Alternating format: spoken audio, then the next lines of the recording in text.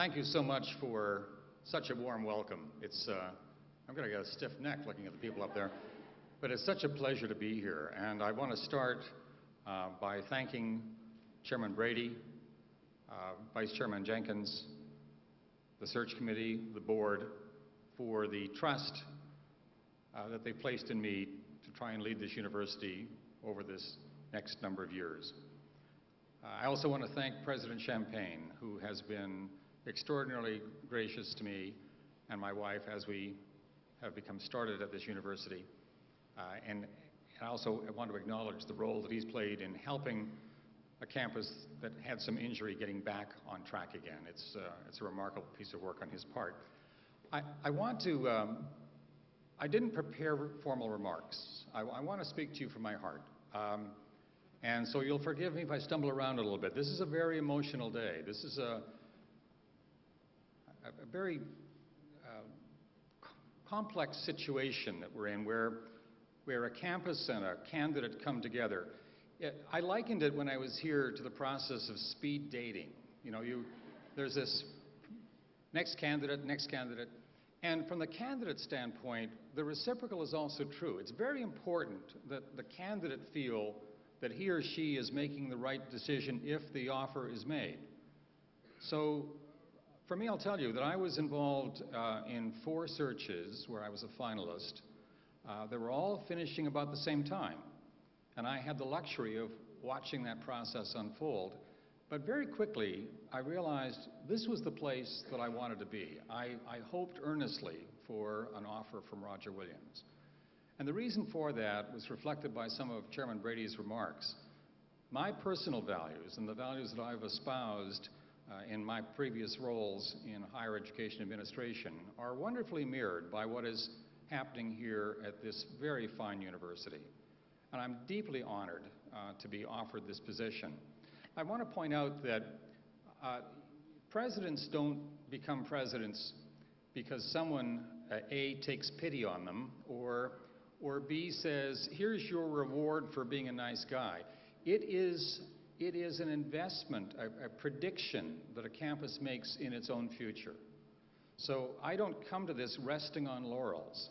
I start over again with the idea that I have to prove myself to this campus, to prove that I was worthy of your trust. And I will assure all of you that I will spare no effort in ensuring that there's never a point where you will come to regret making me this offer. That's my pledge to you. Let me talk a little bit, though, about the larger world of higher education and why it is that we are at a singular moment. I'm not going to speak to you as one who knows all of the details of Roger Williams University intimately, because I don't yet. That's part of the process of learning that I will be engaged in over the next few months.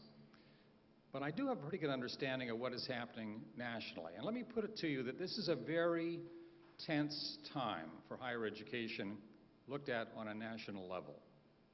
I'm not going to make a long speech on this point, but I want to try and embed my reasons for being here with this broader perspective. We're looking at our country at a time when the future of our economic strength is at some risk. We're seeing challenges from other countries who are wanting to have what the United States has, that standard of living. And we depend on this country constantly reinventing itself, and it requires a well-educated workforce. It requires a significant number of people who are very well educated indeed to carry us forward and create future economic models in order to allow us to continue that success. We're seeing right now a lot of challenges being placed before K-12 education. The question of, well, is K-12 doing its job or not? There's a lot of criticism among K-12. Fairly or not, it's not seen as being rigorous enough or successful enough with enough of its students. Higher education is still seen as the model for the world. We are the envy of the world in higher education, but I have to remind you what's happening right now across the country. And in public higher education, where 80% of the students are registered, there has been a tremendous withdrawal of funds from the state, and what we're seeing is consequences happening to these universities that are pretty devastating.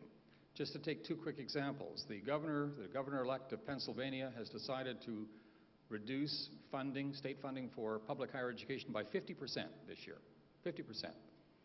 In California, Governor-elect Brown is proposing to take away $500 million, $500 million from both the UC and the CSU systems. These are enormously impactful changes. And what's happening in public higher education right now is a shadow of what it once was. I think what we're going to see are parents who are concerned about their children's education asking the question, are those public institutions still in a position to be able to do what they once did? And many of them will decide the answer is no. The interest will shift increasingly to the private sector. And private institutions such as Roger Williams can expect more people coming and taking a look, because Roger Williams is preserving the essence of what higher education is all about. And let me speak to that point for a moment. We tend to reduce higher education to a commodity at times, or at least we allow society to do that for us. We think in terms of a degree. Well, if all we're thinking about is a degree or a diploma, there are cheaper ways of getting one than by coming to a fine private institution such as RWU. But if what you're looking for is an education, if you want the totality of that experience, if you want to emerge enriched by 4 years of rigorous work both inside and outside the classroom, then the likelihood of your being able to do that at public institutions is markedly challenged now, but it's certainly not at Roger Williams. The challenge for us, though, is to be a place that people want to attend. We have to step up. We have to make sure that what we do is excellent. We have to make sure that the plans that we have for the future are realizable and are broadly shared. Let me speak on that point for a moment. If I were creating the ideal universe at a college, I would try and create a campus where every person who was here, be they student, faculty, or staff, woke up in the morning and said, "Thank God I'm a part of Roger Williams University." That should be our aspirational goal.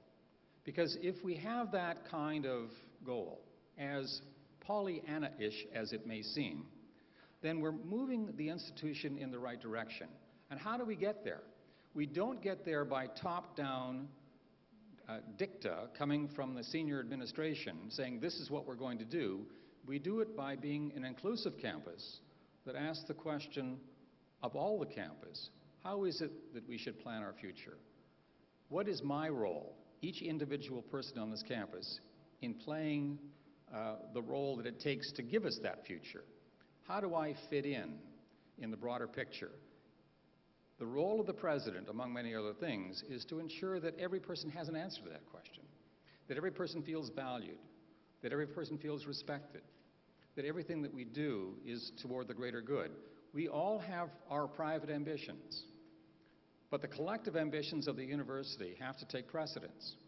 Because if we're working for the common good, for the institution as a whole, we will be making the right kinds of decisions, and we will be doing these things the right way. And we do that by embracing the principles of shared governance, by ensuring that people have a voice in decisions that are going to affect them, and by recognizing that at a university, we have something of a hierarchy that exists. So let me just be very clear on this point. Universities that have existed now for over 1,000 years in Western civilization, and in this country for over 350 years, are places where scholars gather, work with each other, work with students surrounding a library, and magic happens. The instructional work that happens between faculty and students is of paramount concern, and that's why it is that all the rest of us are here to support that enterprise. And we don't get that done by substituting people who are overly reliant on part-time people, but we require full-time scholars to be the central part of this institution.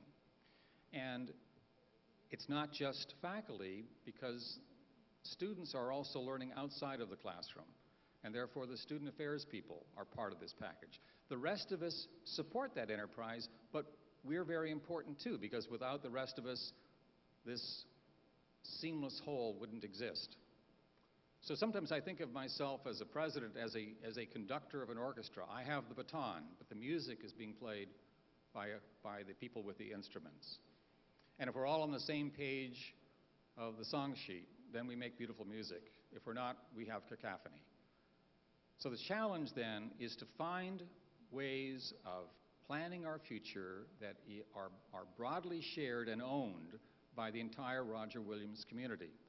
And if we can do that successfully, this institution will have a very bright future indeed. We have to be sure that in doing this, that we don't sacrifice the very things that are most important to us. And that is the notion of a community of scholars. Not just faculty, but students as well, with the rest of us helping to create the mechanisms that support that enterprise. So a lot of things here that happen that are of very great importance and part of the value system that I referred to earlier, let me just make mention of. Civic engagement, I think, is a very important part of what Roger Williams does and does well. I want to underscore my commitment to that same process.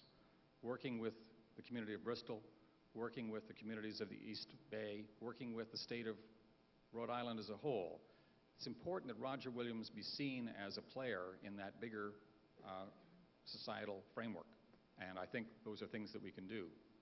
Now, just one aside here. I should point out, for those of you that are believing in fate, I was apparently destined to be here. I'm not myself a big fatalist, but I will tell you how I know this, because last fall, long before there was a search announced here, I was cleaning out the middle drawer of my desk at work. And I do this faithfully and religiously at least once a decade, whether it needs it or not. And I know when to do it when I can't open the drawer anymore, because that's the drawer where you put the stuff you're going to get back to later. So as I'm cleaning out this desk, I come across this cylinder. This cylinder are bridge tokens for the Newport Bridge. Now, I haven't lived in Rhode Island since 1983. These are very old and highly valuable tokens. But I decided, because of my Scottish heritage, I couldn't throw them away. I might need them one day. This summer, I get to use the tokens. The other thing that happened was, I hope I do. I mean, well, then I'll sell them on eBay. I have to tell you another story. The day that I got a call from Chairman Brady and Vice Chairman Jenkins telling me that I had been selected by the search committee and nominated to the board as a whole, I was having dinner in a Chinese restaurant with my wife just prior to that call, and my fortune cookie. How do they do this? I mean, this is amazingly insightful stuff. So, you know, my fortune, this is a true story. My fortune reads, "This could be an almost perfect day. Enjoy it." Yeah. So there's a lot to be done. This is a fine, fine institution. My job, first of all, is to do no harm, you know, and secondly, to ensure as best I can that when I leave, which I hope will be many years from now, that I leave behind an even better institution than I take on today. Thank you so much for being here today.